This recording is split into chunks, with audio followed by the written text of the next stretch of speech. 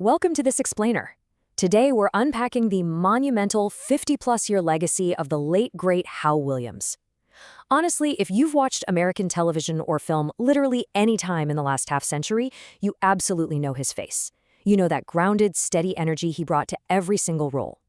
We're going to map out exactly how he became not just a pillar of American entertainment, but also a quiet giant of community service.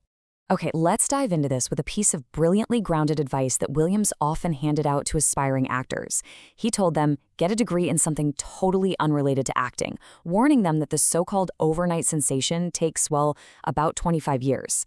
And, this wasn't cynicism at all. It was profound realism from a man whose own famously hardworking, relatable character completely defined his incredible career trajectory. Section 1.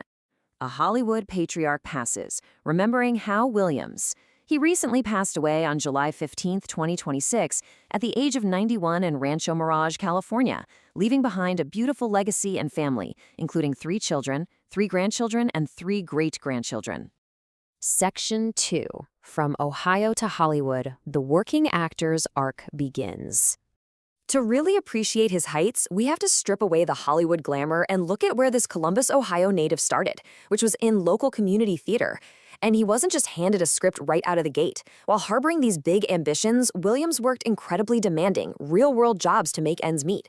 He was a postal worker, he was a corrections officer, he even worked with the California Youth Authority just to keep the lights on, after moving to LA to audition. Those blue-collar experiences undeniably shaped the authentic, reliable characters he'd later play. Let's move to and see how this builds, because his timeline is an absolute masterclass in patience. Look at this. He moves to Los Angeles in 1968, but it takes 2 full years of grinding before he can finally pivot to pursuing acting full-time in 1970. The dominoes really start falling a couple of years later, in 1972, when he lands a massive recurring role on Sanford and Son. Section 3. Anchoring classic network comedies, the reliable co-star. Throughout the 70s and 80s, Williams became the ultimate anchor for classic television. He was the perfect straight man and moral center that allowed the comedy around him to just soar. We're talking about 3 massive pillars of his career here that kept him in American living rooms. Officer Smitty Smith on Sanford and Son, the big-hearted Harley Foster on The Waltons, and of course, Lester Jenkins on 227.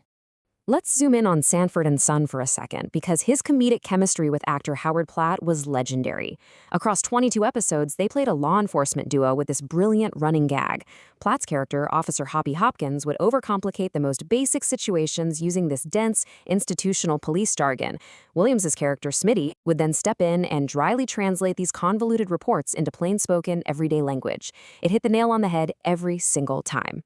Now, what's really interesting about this slide is how that dynamic was created. It wasn't handed down by network executives.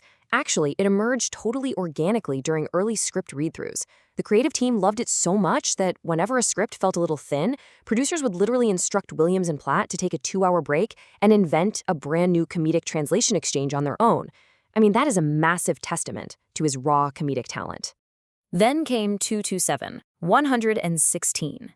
That is the sheer number of episodes he spent starring on this beloved NBC hit from 1985 to 1990. Portraying family patriarch Lester Jenkins alongside comedy titans like Marla Gibbs and a young Regina King, he was that reliable, grounding presence for millions of families at home for half a decade.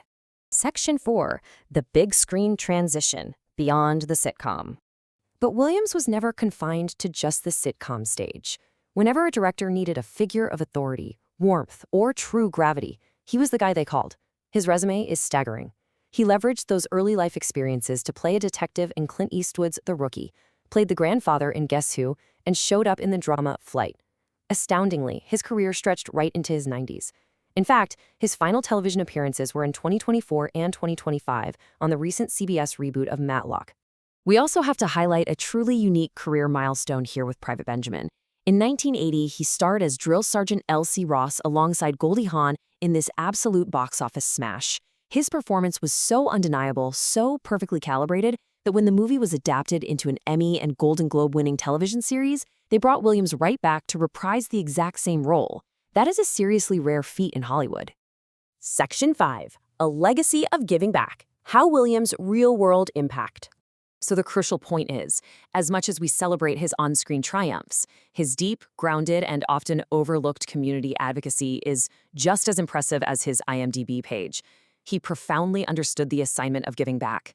He worked extensively with the Sickle Cell Anemia Foundation as a telethon co-host, was a spokesman for Great Beginnings for Black Babies, and served as a dedicated board member of the Los Angeles Theater Actors all the way back since 1976. He was just as reliable off-screen as he was on. And his local impact in Southern California was immense. In both 1980 and 1981, he was awarded the keys to the city of San Bernardino. This huge honor was bestowed upon him for his participation as the Grand Marshal in the city's annual Black History Parade. He didn't just lend his name to causes, folks. He actually showed up.